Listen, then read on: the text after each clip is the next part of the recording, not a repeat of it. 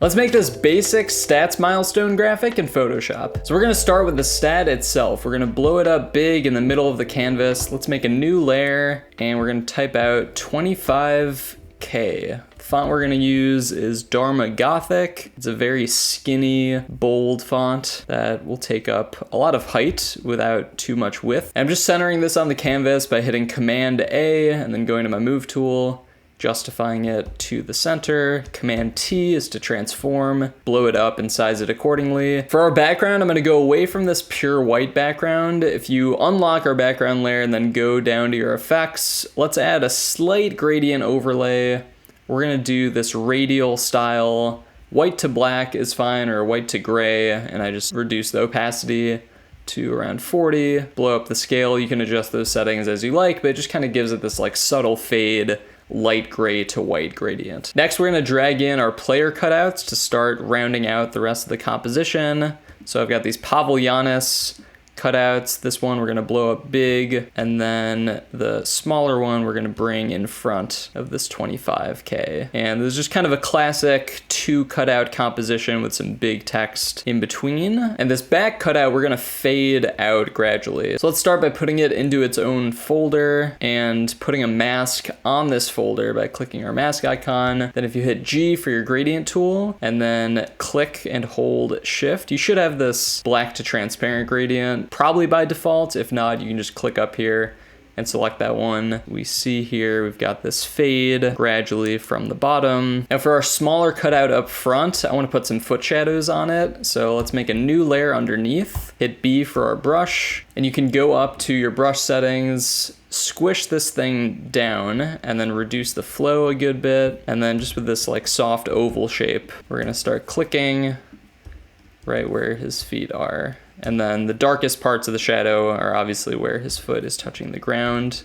And then it can kind of gradually fade out from there. Some overall bigger shadow faintly kind of covering the whole area underneath him. We can group the shadow with the cutout, call this group cutout. And let's run these cutouts through Camera Raw filter as well before we forget. So go up to filter, Camera Raw filter. I'm just gonna make some pretty basic adjustments here.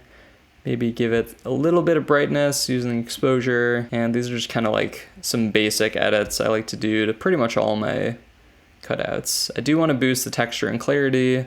And then because if we zoom in, this is like not the most high quality photo, it's a little bit noisy. I am going to use some noise reduction and give it this like smoother look. And then let's apply these same settings to this back cutout. So to do that, I'm going to hold Option, click and drag smart filters down to Giannis cutout 1, and then it applied these same smart filters, so we have the same effects going on both. Now the filter I want to use on this back cutout, I want to make it this like high contrast black and white. So let's go down to our adjustment layers and go to gradient map. I'm gonna clip this gradient map to the back cutout by holding Option, hovering in the space, and clicking.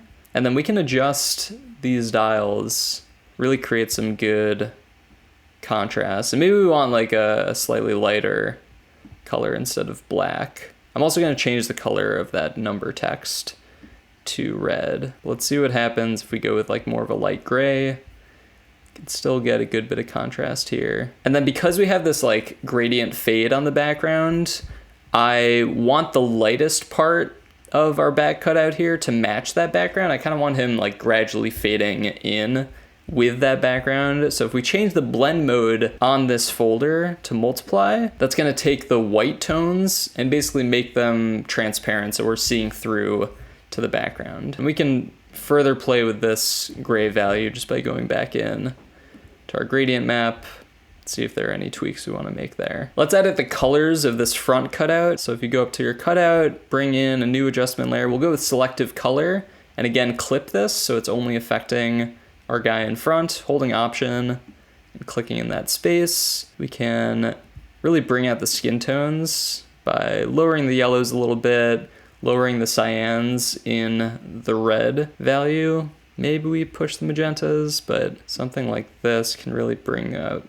those colors. And then if we want to change the color of this 25K, I'm gonna use this red on his jersey to kind of keep the colors consistent throughout the design. We're gonna hit B for our brush tool, and then holding Option, that's how you shortcut to the eyedropper tool if you have the brush activated. So I'm just gonna eyedropper one of these red values, something around there. Then we can go to our swatches and turn that on. It's kind of bright. Maybe we want a slightly darker one, a little bit more muted. And then I think I want to change this blend mode to multiply. So we're getting a little bit of that texture from the player behind the number. And we can keep building out this text too. So let's hit Command J to duplicate that 25K. I'm just gonna move this down and shrink it down. Free transforming, Command T is the shortcut. And then we'll just type out total yards and position this right on this edge. I always look when I'm making text and typography layouts for like natural places to put things. So it makes sense to really match this up with the bottom of the K here. And then we can space it downward to a point where that makes sense as well. And then same with the cutout, like there's some weird spacing here. We've got this like little gap that I want to get rid of. So we can just kind of move him up to a point that makes sense. I'm also noticing this disc has a little bit of that green yellow from the field that we cut out this photo from. So to get rid of that, I'm gonna go back to my cutout. Let's add a hue and saturation layer. And then we're just gonna desaturate the yellows and the greens. And you can see it took out some of that skin tone in his arm. So I just wanna add that back in. We can go back to a normal size brush, brushing in that part that the hue and saturation was taking out. And so this allows our disc to be kind of a pure white grayscale. I want to tweak the sizing a little bit, so let's scale him down some more. I just want that disc to kind of sit on that 2 somewhat. And then we can also move this back cutout down a bit and kind of maybe shrink it down, squish this whole thing in, because we are going to have some elements on top and bottom, which I will get to in just a sec.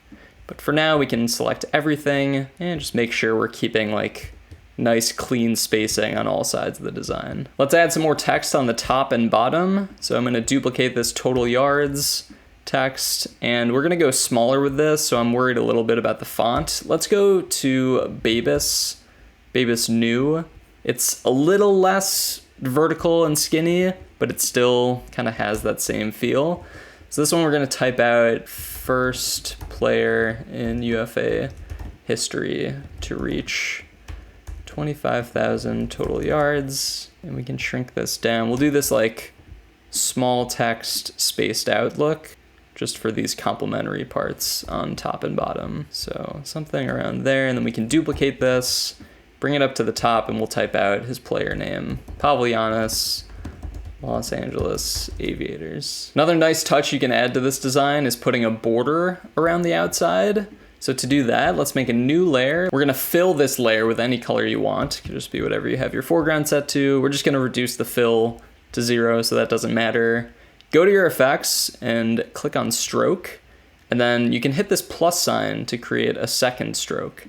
So now with this first stroke, we're gonna keep the opacity at 0, and the second stroke, we're gonna keep the opacity at 100. And the key is for the second stroke to be slightly bigger than the first stroke. So right now, the first stroke, we have a size at 35 pixels. This second one, we're gonna move up to 38 maybe, and you'll see this line starting to appear. So what it's doing is it's using this first stroke to hide part of the stroke. So the result is this nice border that's equidistant from all edges of the canvas. And we can change the color of the visible stroke, stick to our red that we have going on. Can even change the blend mode to multiply. So it's really matching the rest of the design. Might want to adjust the spacing a little bit now with that bottom and top text, just make sure everything can breathe okay.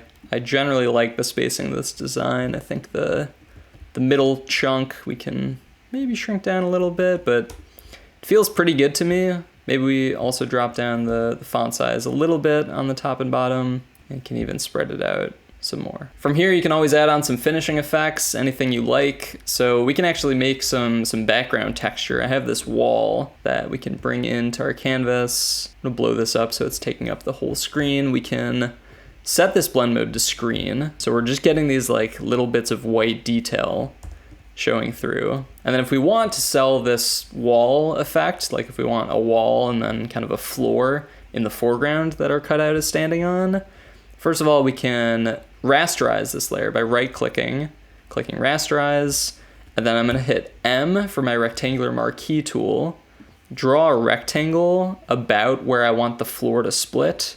It's maybe a little bit lower. Then if you hit W for your quick selection tool and just right click in this box, you can layer via cut this. So it's gonna create two different layers. We have like the top wall texture and then whatever we just cut off, this bottom floor part that we can name floor. And then if you go to edit, transform, perspective, really you should have converted this for smart filter first, but you can just drag that point out and now you're getting this like warped floor. When you bring back the wall, it kind of has this subtle effect. Now it looks like our text and back player cutout are kind of positioned on that back wall. Now from here, we can always adjust the colors at the end of the design and add additional textures, other finishing effects. You can watch my video on finishing effects if you need inspiration or ideas. But let's go Command-Option-Shift-E to stamp our whole design onto its own layer. Go up to filter, convert for smart filters, and then filter camera raw filter. This will allow us to make some master adjustments to the whole thing. We can brighten it up, we can add contrast, we can lower the highlights, maybe give it like a slightly darker feel to it, and just play around with these settings. Maybe some dehaze brings out a little bit more of that wall texture, some vignetting too. Yeah, I don't mind this. You can always add some grain at the end as well, blend everything together nicely. Maybe I want to lift these shadows back up. It's looking a little dark. And then as far as this red color that we have going throughout the whole thing, we can also mess with that just by going into your color mixer. Can play with the hue of the red if we wanted it more pink or more orange, as well as the saturation. Can do this like slightly more faded look if you're into that. You can also add some color, like some either yellow warming or cooling of the design. If we go to the blue tones, I kind of like the cooler look here. And we'll stop there with this design. That is our finished stat milestone graphic. Big takeaway with this type of graphic is just to have your stat really featured and ideally pretty big in the middle of the design. I feel like that's just kind of a classic look that you can't really go wrong with. And just make sure it's legible. So this 25K, like we have the cutout in front of it, but it's not cutting off enough of the text to prevent you from reading what it is. And it's always helpful to have some like other text that reinforces exactly what that stat is. And that's what we have here at the bottom. Appreciate you watching as always, and let me know if you have any questions.